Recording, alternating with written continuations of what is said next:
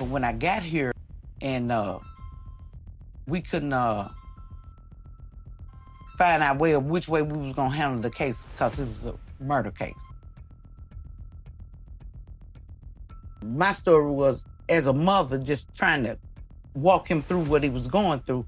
And, you know, these kids nowadays, they already know what they know. Based on a CDC report from 2024, only 27.5% of teens feel like they receive social and emotional support that is needed. So I'm telling them, you get one jail ticket out, whatever it may be. But I ain't coming for no foolishness.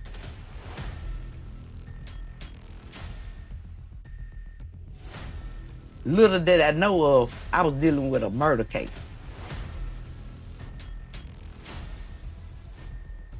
My son's 16 years old.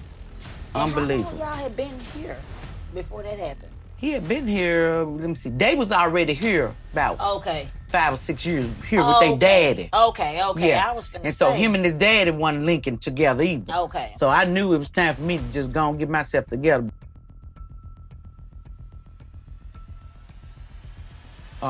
And so, you know, by them being with their daddy, my youngest boy was just acted out. You know, he just didn't want to be with his dad. He wanted to be with mama. Mm-hmm. I don't care what mama doing, what's going on. I want to be with my mama. He ended up going, when we went to court, I had called his dad and told him, we're going to court today. Are you coming? And different things. Well, I think he was more hurt for him going to jail on what he was going to jail for. On January 11, 2007, Houston police were investigating a fatal shooting of a juvenile. The victim was identified as Victor Mares, 13. Now I had to do a little digging because both parties involved were juveniles. Using a little information that Jackie gave me, which was her son's name, and how long he had been gone, I subtracted that from the year it is now, and I ended up with the year that this happened. Once I had the year of the incident, I was able to plug in a few keywords, and I stumbled across this article from Houston Chronicle. According to this article, which was written in 2007, Victor's dad believed that this could be drug-related. He also states that his son predicted his own death just a few days before it happened. And so he didn't show up, but I did. And while I'm sitting there, I'm contemplating, you know, telling him, you need to tell what done happened, because guess what? Ain't nobody gonna go but you. Mm-hmm. You know, if you don't tell your story or how it happened, you know, you going down. Simple. I just kept it real with him. You going down. So eventually, yes, he did. When they gave him his time, girl, I passed out because I couldn't believe it. You know, a 16-year-old, and they was trying him as an adult when he turned 17.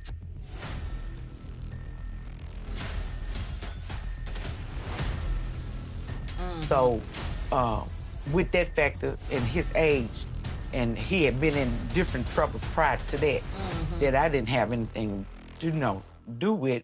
Well, yes, I did. I have everything to do with. They offered him 50.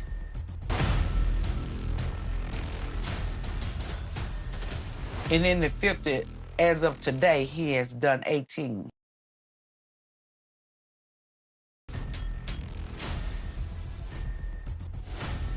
Your son's name? Marcus. What's his last name? Jackson.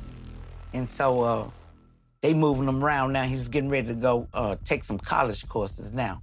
Yeah, and, that's a good thing. Get some paper up on his back and all that. But it's been a learning experience as a mother that never been through something. See, I was getting ready to ask you, how was that playing on your mental at that time? Like when you was in court and seeing him get that time? Well, first of all, I didn't think it was really true. Because I'm like, a murder case? Mm-hmm. Well, let me back up a little bit. Before he went to jail, he was shot 7 times. Okay. And while we was at the hospital, I'm thinking the homicide detectives and all them up there to ask him, who is this person that done shot him, and different things. But all little that I knew of, they was up there trying to find out this man done died over in some apartments where we lived. There was apartments on this side, apartments on this side. So the killing happened on our side of the street, but he ran over to his girlfriend mama's house Okay. And when he got over there, he was trying to tell the girl mama what done happened, and to contact me. But her boyfriend, the mama's boyfriend, and my son got into it while he was there. Well, he's already in a rage, scared and all this. And the boy, I guess, went to talk crazy. Well, he pulled a pistol on him and shot him 7 times. So he ran out of their house and trying to run to the hospital. Just so happened, a Samaritan picked him up and dropped him off at the hospital. And when he went in the hospital, first thing he told him was, just don't let me die. And he collapsed. So after that,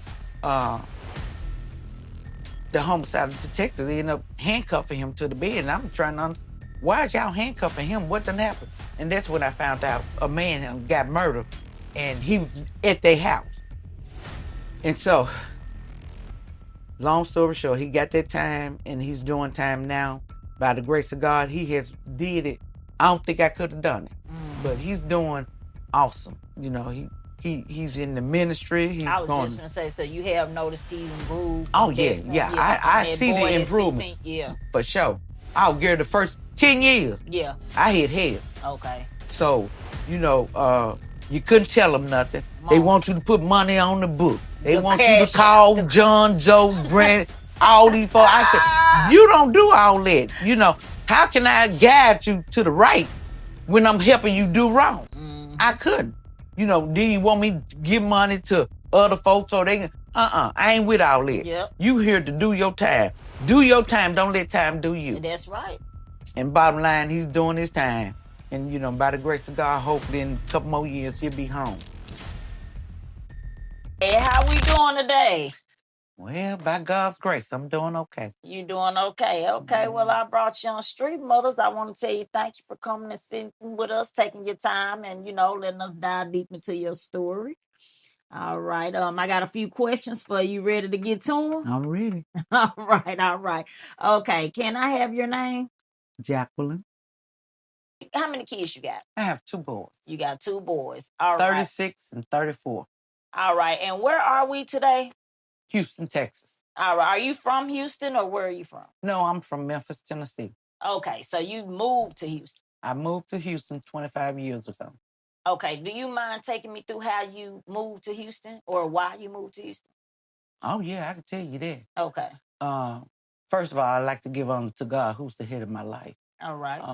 Who orchestrates and ordained and moved as I moved. I was in Memphis on drugs, on the streets, doing me, with no care of the world. And one day I got a phone call from my ex-mother-in-law to come to Houston. That was my ticket of getting away. That was my breakthrough. And so I got on the bus and came to Houston and been here ever since. Okay, with that, I was clean and sober. And 21 years of clean and sober. And just going through, one thing God ain't gonna do, he ain't gonna put no more on you than you can bear. If anything, I did a lot of damage to myself. And it's a gospel song, oh Lord, help me, deliver me from me. And on a daily basis, that's where it had to go.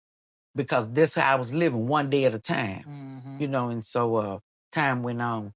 And me being out there and in the streets, hustling and bustling, What was the hustling? What was the hustling? What was you? I sold drugs. Okay. I smoked drugs. Okay. So, me killing myself and killing other folks just it just wasn't in God's plan. My plan, God's plan, not my plan. I ain't got no plan. But God's plan was to deliver me, set me free so I can go help somebody else. Because anything I go through, I know today that it ain't never about me. He uses me as an instrument to help somebody else. That's right. And that's where I'm at today, and now I've been in Houston. I just came back because I went home. My mom had got sick, stomach cancer, and I got a few more relatives that has cancer. And then my sister, she's older than me. She had thyroid cancer to live. And queen, she was breast cancer. So cancer was going on in the family. Never knew it. And when I left Memphis to come here, and I discovered my mama was sick.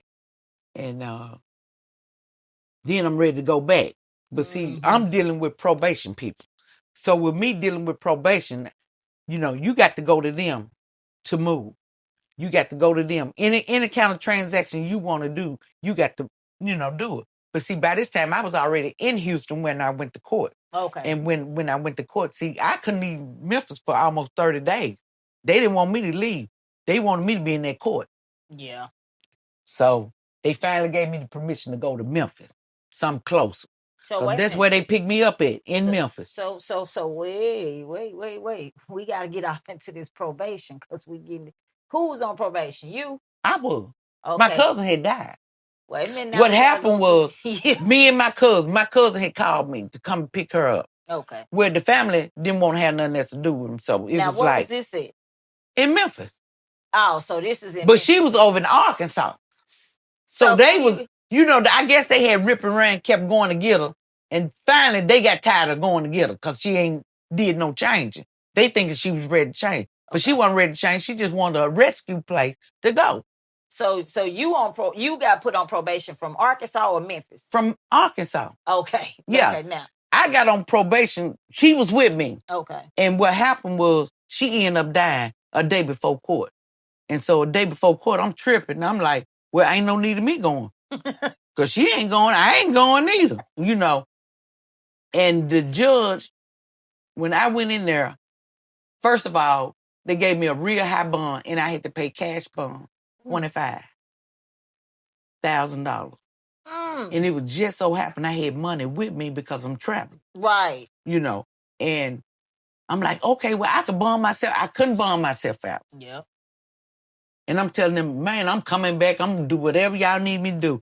And wouldn't nobody even sign my bond because they were scared I was going to run and come on back to Houston. And just so happened, man, God sent an angel. And some partners of mine that I ran the streets with, they end up coming to get my money and go. No, they didn't come to get my money. They went and paid the money themselves and said, Jackson, we'll just get the money back from you when you get out. And of course, they had my car and access to come and get money or whatever they needed to come and get me. Because this here, I'm out on a Mother's Day trip. Wasn't supposed to be there. Leave, come on vacation, leave on probation. That's what I'm talking about. And so I was like, oh, man, I done came down here, man, and got in trouble. Can't go nowhere. And I said, man, I'm going to lose. Because I'm on housing here. Okay. God made a way. I came down here. And the lady that run this building, I used to work for her 10 years. Okay. Here in Houston. Okay. And so Grace and Mercy made a way. But before I got here, I was living in a women's shelter. Stayed there for about a week or two. And finally, I ended up finna get put out of there because I was on some oxycodone pills, pain pills, because I have a plate and 6 screws in my neck and 2 discs in my back. Okay. That happened from work. I used to work at Nike in Memphis. Okay. And so I ended up getting disability behind that. But another story, long and short, was that now I ain't got to work. Now what you gonna do? So I started going to meetings, 12-step meetings, and giving my story, sharing my experience, strength, and hope to help other people. Certain things God allowed me to go through was only temporary. You ain't got to keep doing this, and you ain't got to keep. Because see, when you in recovery, people are looking for you to fall. Yes, they are. They're looking for you to fall because they saying it ain't real. Now you ain't been clean and sober that long, or no, you ain't did this. Yeah, that's my story, and that's why I'm sticking to it. So a little story short, picked up this girl. This girl got 2 rocks in a pipe in her purse. Now she over there asleep. I done got stopped by the police. I'm like, why is he stopping me? With my back tail lights, I was in a new truck. Okay. In a 23 road. I'm thinking I'm 5 high capping and rolling. Baby, the police stopped me talking about some tail lights. I said, well, I don't know. I'm in a new truck. Can you help me turn on the tail lights? Because I don't know. And he said, yeah, and can I have your ID? And I need you to get out the car. For what? Well, see, I didn't really know all my law. They searched me without me even knowing. They couldn't search me. They ain't have no search warrant. But I let them search anyway, because guess what? They supposed to have a woman there. Yeah. But little did I know of, you can search. Ain't nothing in here but clothes. I'm traveling. I'm from state to state. And then, all right, he gets out the car. She over there asleep. Got her purse. The person on the floor now, in the rock in the pipe to fill out her purse. And the man come back and me come. Well, unfortunately, we found 2 rocks in a pipe. I said, where? She said, over there on your passenger side. I'm looking at her, girl. I know you ain't get in my car with this. Right. I just don't believe you got me and put me in a predicament like this. And I'm sorry, cuz. He said, so she was telling the police, I ain't had nothing to do with it. I was just coming to pick her up. But Arkansas wasn't trying to hear that. Yeah, it sound like Arkansas. They don't be trying to hear that. Arkansas you going to jail Everybody too. going in this car, and your car going to the pound. Yeah, you sure right. I said, Lord have mercy. I don't believe this. So I end up going in there. I stayed almost in Arkansas a whole month. I spent probably about 2 weeks in jail. I was sick as a dog. It's Mother's Day. They called trying to figure out. Probably in West Memphis. Where y'all was at, or y'all was deeper? It's called Lenoka County. Lono. Yep, Lono. Okay. Whatever. And Lono shut now. They small too, so they. Woo, baby. I'm talking about. I'm like, I don't believe it. So I'm down there. I'm in the jail. I'm praying, singing gospel songs, and cause God gonna open some doors, and I'm coming up out of here. And baby, it didn't go that way. What way it went? You on probation for 6 years. I said, for what? She said 6 years. I said, ma'am, I know you kid. She said, yeah. So the court-appointed attorney I had, he want me to sign all these papers. Woo, you did. And what they did, because when COVID came, a lot of stuff had shut down in Memphis. We couldn't go report. Memphis didn't have nowhere for you to report. They come back. When they called me, I'm going to Memphis. I was in Memphis then, seeing my mama for Mother's Day. I was going to take her, get her some new tires on her car. Girl, I'm trying to get a lawyer. I said, this is cold as one. So finally I got out, and I'm standing up there. Now my mama is sick. She's in the hospital. And I'm telling them, I need to go to Memphis to see my mama. I don't know what's really going on. You know, I felt like my sister and them just kind of kept it down on the down low for me, because I'm real emotional. And, you know, I get outraged with stuff like that. And my mama said, whatever you do, when you get out, you gone back to Houston. Don't come here. She didn't want me to come up to the hospital to see her. She said, baby, gone and keep on going to Houston. I said, I can't go. I got to stay here for a whole month. Unfortunately, I got a godmother that lives in Memphis too. And I went there and stayed with her until I was able to get released from Memphis to come back to Houston. And now since I've been here to Houston, it's been real good. I don't know what it is about family. And when you going through, if you ain't never been through nothing, you don't know how a person feel or what they're going through. So therefore, I'm going to keep on saying y'all don't care. Y'all don't love me. Y'all wrong. Y'all this and that, But, after I broke it down, and explained to them, the scenario about a recovering person is you don't want to say nothing negative down about them, because that's the way they wants to go and escape, because they don't want to feel. They don't want to feel what you got to feel, because you're going to go through some feelings and all kind of stuff, when you on coming off drugs or been off drugs. And, if something happened, the first thing they mind goes is, she out there on drugs. That's all. She'll come back. But that wasn't the case. And, of course, they knew, because they knew I was in jail. And so when I got out, I did just what my mama told me to do.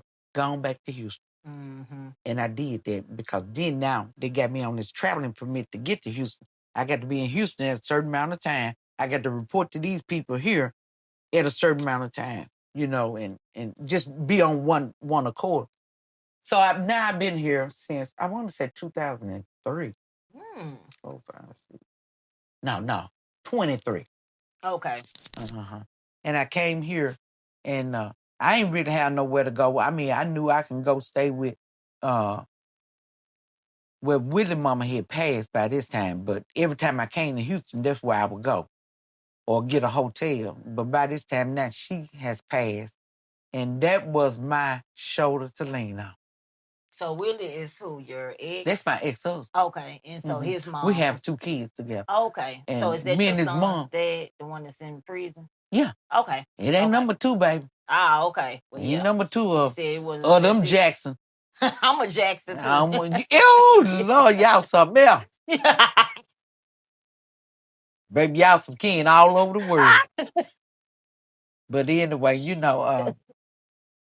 he started getting deaf in the family, and I did too. But, only thing I can say about me and his relationship, we've been through what we've been through, and when it came out. Right. And showing people that God can do what you ask him, but you got to do your part. You got to do your part. It's been a journey, man. It's been a journey. I have another son, Chavoyer. He is he's a basketball coach. Okay. Yeah, he teaches 9 day, like me and my sister. He likes teaching children. That's his way of the discipline and ordering their steps in the right way. And he's been pretty good at it, But my thing is, I need you to go get a real job. I don't need you to go get to be coaching. You do that's part time. Wait a minute, I wasn't ready for that. You need to be on a job, baby. But it's strange because these generation kids now, they don't want to work. No, they don't. They don't. How do y'all want Nikes, Jordans, and all this old high price stuff and don't want to work? You can't keep coming talking about mama. It's time to grow up. It sure is. I can't keep How giving old you. Is he? He's 36. I can't keep giving you my money. Now I feel like you're pimping me. Yeah. So I'm not finna give you a dime. Right. I need you to go out there and try to make something happen yourself. Right. So, he do him, I do me. But, when it comes to family time, we get together, we have our talks and everything. Because I have 4 grandkids. I was just gonna say that. One of them I don't see. Okay.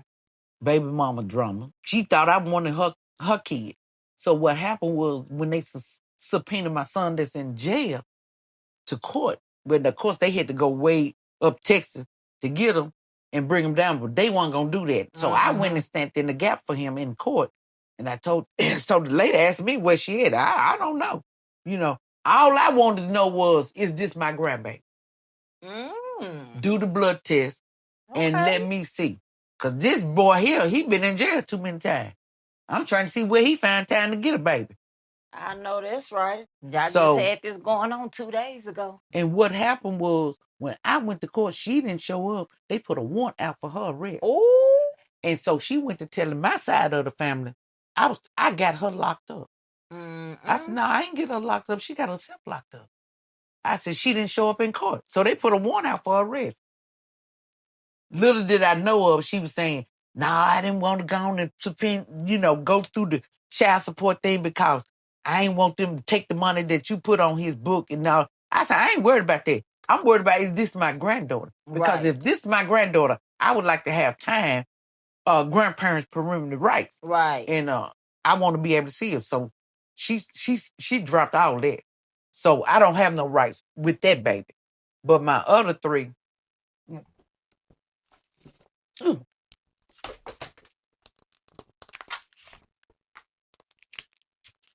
here we is with my mama.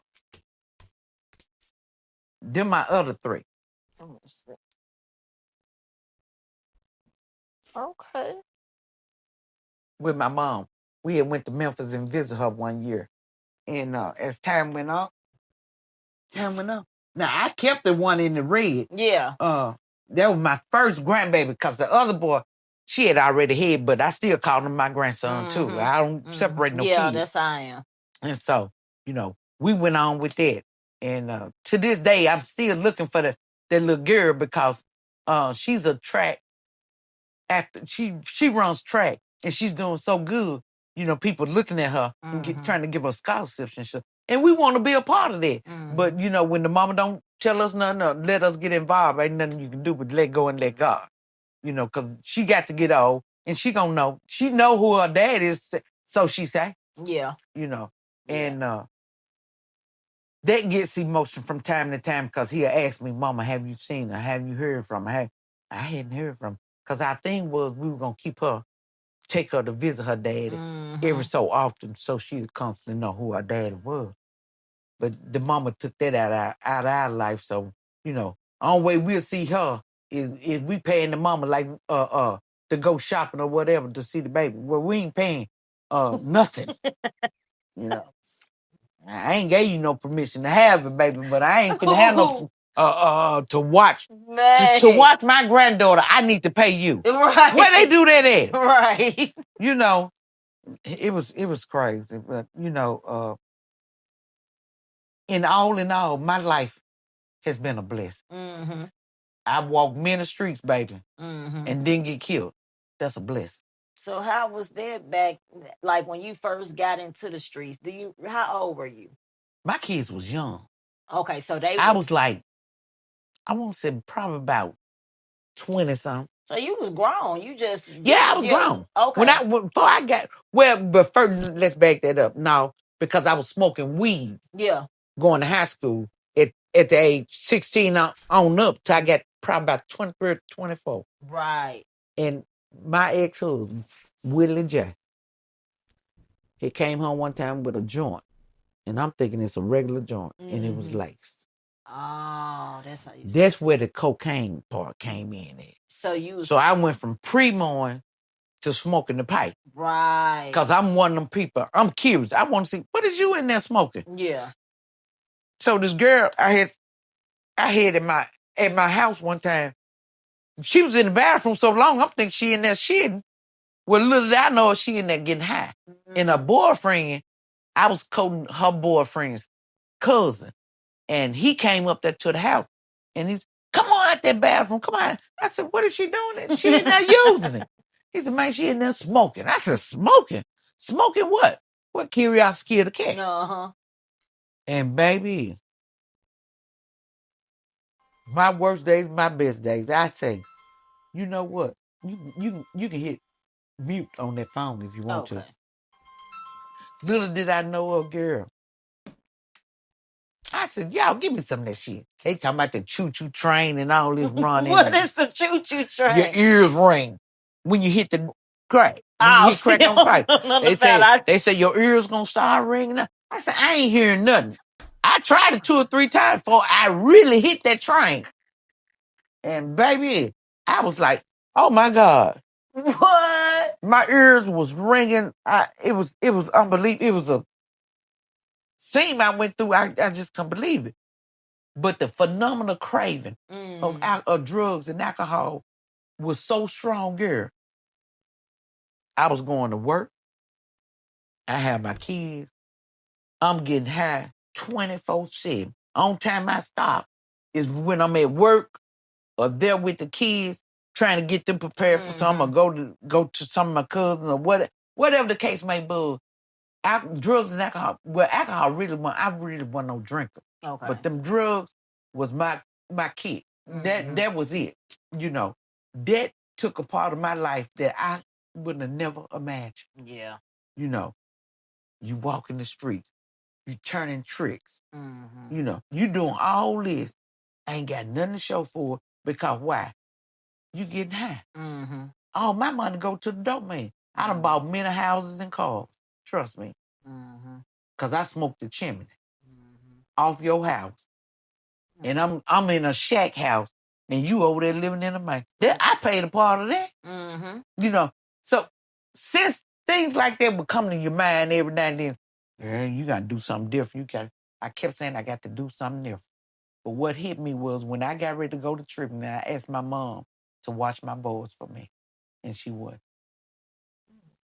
Willie mama, which is the kids' grandmother, ended up watching my kids. They was my best supporters. And I think my side of the family, I had to let them off the hook because they just never did understand the drug life, the drug scene. They don't know, you know. And I'm telling them, man, y'all got to help me. Girl, you ain't got to do nothing. It's a man of a matter thing. No, And it's deeper than that. Yeah. It's deeper than a man of a matter thing because you're dealing with tortures that happen from you from a kid. Right. You know. So, in a lot of things that happened, they didn't believe. So I went through it, a life of telling the truth, but it's a lie to them.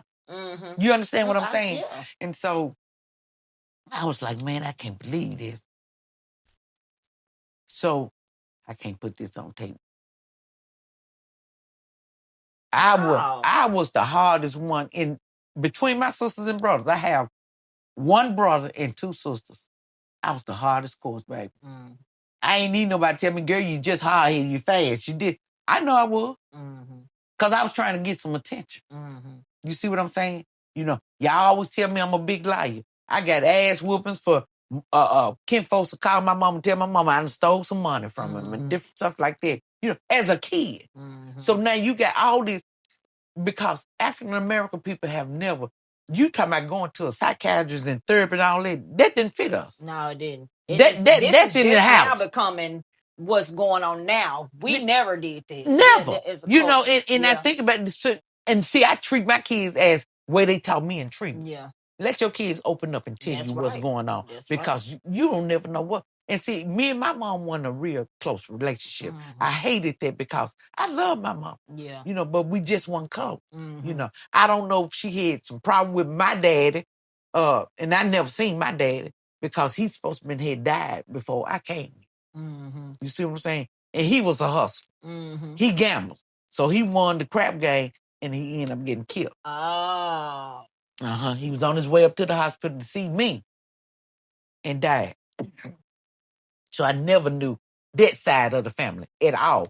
I don't know if I got aunties. I probably coached one of my cousins. Yeah, because you don't be knowing. Brother, uncle, daddy. I don't know, you know. But, you know, that story there was always a push to the back. Yeah. But I always wanted to know who my daddy was. I was a daddy girl. Yeah. And I guess, you know what, and it's weird that I just said that because I guess that's why I was so much attached to boys, men, than I am girls. You see what I'm saying? Because I'm looking for love in all the wrong places. So I done been with pimps, hoes, preachers, Cadillacs, and all that, you know, because I don't know really what I'm really looking for. Yeah, you know. But all I knew, I fucked it with hustles, street niggas. Yeah. They got to be doing some kind of hustle, you know. That life went on, but then I ended up getting married again. And Jimmy Black, which is my last husband, and ain't no more. That sound like these greens smell good. They cooking, ain't it, girl? I better cut these down because this show flying up in here. Oh. And so, girl, you took me. I'm off camera. Cause we can't let the green burn. I got you on there. I see you do. They sure. Oh, you still going? Oh, okay. Yeah. And so, you know, life is what you make out of it. It can be good and it can be bad. But I choose to count it all joy and all good because, you know, you just never know. Yeah. You know, and I tell people all the time, your story and your testimony is not yours. It's somebody else. Yeah. That's why you just went through it for them to show them they can be delivered. And they can come out from among whatever a stronghold is, you know. But you got to believe. You know, if you don't do nothing else, he said just have a faith of a mustard seed. How small is that? That's all I got to have. And it continues to grow as you continue to believe. You ready? Yeah. To, you know, trust God and clean house. You know, all my days ain't good. You know, I have bad days. I have good days. But I still find something positive about whatever I'm going through, whatever I'm doing. Every now and then I have a moment with my son in jail. Just recently, I lost my mom 3 days before her birthday. Condolences. And we buried her a day before Mother's Day. Now, that's hard. And I'm still grieving. Yeah. And then it's the Mother's Day, too, right there. Because even with that, and I said for 2 years straight, when I planned to go see my mom, man, I didn't see her. And I guess because God just didn't want me to see her like that. You know, my mom was in. She was when they sent me the picture. I said that can't be. Did she want you to come up there? Or you? My mom didn't want me to see her. They know how I am when it comes to. Yeah, she said don't come up here. No, but this last time when she know she was finna go, because they had her in the hospital. Yeah. Oh, yeah. Girl, I was trying to get there. I tried to get there. And see, I can't move until probation said, you got your permission to go. Because I have to get traveling permits and all that. Because had I known my mom was in the condition she was, I would have moved back to Memphis. You know. Because I always said, I ain't never put my mom in no hospital, no old folk home, none of that. But if my mama died, she gonna die at home. Girl, my mama didn't even want us to watch over her. So she went in a Methodist hospice. I have a sister that works there. Oh. She's the supervisor at Methodist. And God was so great, girl. They took care of my mama and we didn't have to pay a penny. So we took that baby and went on with it. She put herself in there? Huh? Did you say she put herself in my there? mama made the decision. Yeah. And everybody was like, why she didn't want to go stay here? Why she didn't want... That's another episode. But, you know, we was all grown. But she did want to see my baby sister be there for her birthday. But unfortunately, she didn't make it for her birthday. And that was one of her wishes. Then it came to, I'm just ready to go whenever he called me. She was ready, you know. That's a good thing. She was ready. So, I mean, you know, it's strange about death and living. You know. Yeah. When death finna come up on you. Yeah. I don't care what nobody said. If don't nobody else know, you know. Yeah. And you try to ride it out and thinking it ain't gonna come as bad. But it came bad because now I'm seeing mama and it's like we was just on a real end of getting a relationship. And that last visit at the hospital for her, they told her she wasn't going back home. She wasn't going back home. And I said, ain't going back home. What's for? Then my older sister was there. Yeah, mom can't walk. She can't. I said, what the hell done happened now? Yeah. Oh, you know, how she done got like that? You know, I'm just seeing her last year. She up moving around. My older sister had got her a car and stuff. She just moving around. But girl, I got to give y'all this one here. Before my mom got bedridden, my mom would get in that car and be gone, right? We trying to find out where she at. Yeah. Well, my sister and them got this app on their phone. They know everywhere she was. Yeah, 360. Like my mama down there at the casino. Girl, and they just let mama go and tell her little lie. I'm at home. I'm at the store. Ooh, she down there at the casino. She not knowing they can see everything. Didn't know it. And she got mad at them because she was like, y'all get me off of that. Well, they trying to keep track of her. And make sure you okay. Yeah, it was so funny. It was so funny. I said, girl, no, y'all didn't. They come send me that thing. No, baby, I ain't signing on to that mess. Look, you said I ain't signing on it. Because I might run up out of here 2, 3 in the morning. Where my sister that work at the hospital, she up all night long. Oh, Lord. So she waiting on that phone to click. So she can see where you at. Where she going this time of night? What's she doing up this? I said, I work when you work. We be laughing at each other, but you know, man, I tell you. But this where I'm at today. Today, I was just gonna say, so what we got going on now? So what's going on now is I'm still on probation. Okay. I'm still dealing with the grieving of my mom. Okay. You know, it comes and go. And still dealing with my son that's incarcerated. Okay. You know. Okay. So with that episode, that's enough. You know. It's more than enough. But in it all and through it all, I still give God the glory. To him, the glory goes to him. You know. I couldn't have made it this far without him. You know. Well, and he has placed wonderful people in my life. Everybody I done met in Houston, girl, has been a blessing. Really? Yes, ma'am. Oh. Yes, ma'am. Then I came here, girl, and I had my own beauty shop. Okay. I was, you know, doing the AA Yeah. meetings and stuff, and Okay. going to share my experience, strength, and hope, and going to church. Okay. That was my episode. Okay. You know, man, I ain't got nothing bad to say about Houston. Houston has been a blessing to me. Okay. Yeah. So that's where I'm at today. Stuff about Houston, but it's been a blessing for you. So that's it ain't never been bad for me. Okay. I ain't never really had no bad experience, but with my youngest son. Right. You know, it was, but they experienced, but I was going through it. You know, but that's old Marcus. This Marcus right here. I'm trying to picture. This how long he been gone, girl.